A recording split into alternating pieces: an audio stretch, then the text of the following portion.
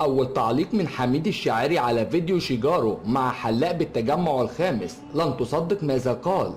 ظهر الفيديو المنتشر على موقع تيك توك ورصده موقع تحيا مصر، وهو ذاهب إلى حلاق في التجمع وطلب منه تقصير شعره بطريقة معينة، وبالفعل بدأ الحلاق في قص شعر حميد الشاعري، ولكن شعر الأخير بأنه ليس كما طلب منه، فنهض حميد الشاعري من على الكرسي، فتطور النقاش حتى قام حميد الشاعري برمي الأموال على الأرض.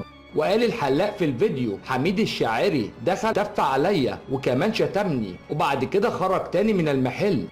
وهنا هنعرف تعليق حميد الشاعري على فيديو شيجارو مع الحلاق.